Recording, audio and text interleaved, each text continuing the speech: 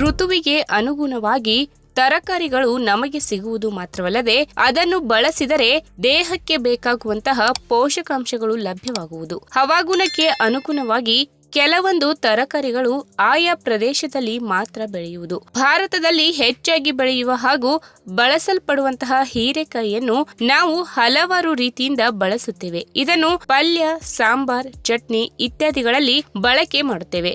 ಇದು ತುಂಬಾ ರುಚಿಕರ ಕೂಡ ಹೌದು. ಇದರಲ್ಲಿ ಇರುವಂತಹ ಹಲವಾರು ರೀತಿಯ ಪೋಷಕಾಂಶಗಳು ದೇಹದ ಪ್ರತಿರೋಧಕ ಶಕ್ತಿ ವೃದ್ಧಿಸುವುದು ಮತ್ತು ದೇಹವನ್ನು ಅನಾರೋಗ್ಯದಿಂದ ಕಾಪಾಡುವುದು.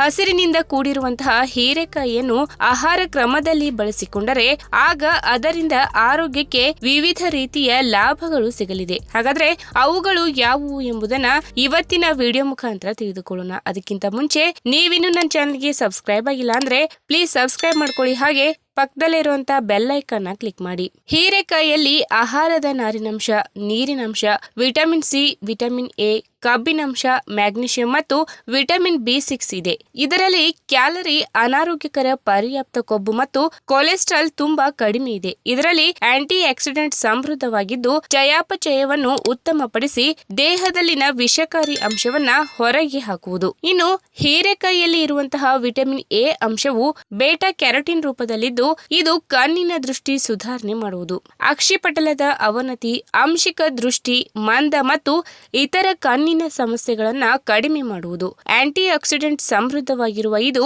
ಕಣ್ಣಿಗೆ ಹಾನಿ ಉಂಟು ಮಾಡುವಂತಹ ಫ್ರೀ ರ್ಯಾಡಿಕಲ್ ಅನ್ನ ದೂರ ಮಾಡುವುದು. ಇನ್ನು ಕಬ್ಬಿನಾಂಶವು ಉತ್ತಮ ಪ್ರಮಾಣದಲ್ಲಿ ಇರುವಂತಹ ಹೀರೆಕಾಯಿಯನ್ನ ಆಹಾರ ಕ್ರಮದಲ್ಲಿ ಬಳಸಿಕೊಂಡರೆ ಆಗ ರಕ್ತಹೀನತೆ ಸಮಸ್ಯೆಯನ್ನ ಕೂಡ ನಿವಾರಿಸಬಹುದು. ಹೀರೆಕಾಯಿಯಲ್ಲಿ ವಿಟಮಿನ್ B6 ಸಮೃದ್ಧವಾಗಿದ್ದು ಇದು ದೇಹದಲ್ಲಿನ ರಕ್ತನಾಳಗಳು ಸರಿಯಾದ ರೀತಿಯಲ್ಲಿ ಕೆಲಸ ಮಾಡುವಂತೆ ಮಾಡುವುದು.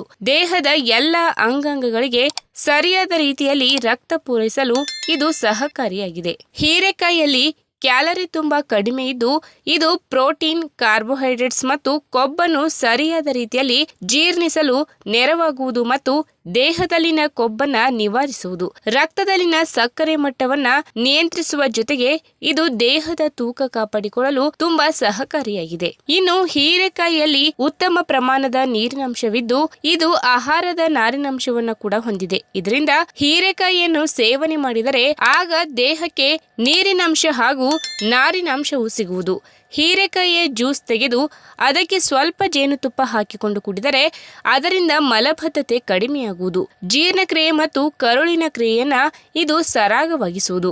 ಇನ್ನು ರಕ್ತದಲ್ಲಿ ಇರುವಂತಹ ವಿಷಕಾರಿ ಅಂಶಗಳು, ಆಲ್ಕೋಹಾಲ್ ಮತ್ತು ಇತರ ಬೇಡದ ಅಂಶಗಳನ್ನು ಹೀರೆಕಾಯಿಯು ತೆಗೆಯುವುದು. ಹೀಗಾಗಿ ಇದು ಯಕೃತ್ನ ಆರೋಗ್ಯವನ್ನ ಕಾಪಾಡುವಲ್ಲಿ ಪ್ರಮುಖ ಪಾತ್ರ ವಹಿಸುವುದು.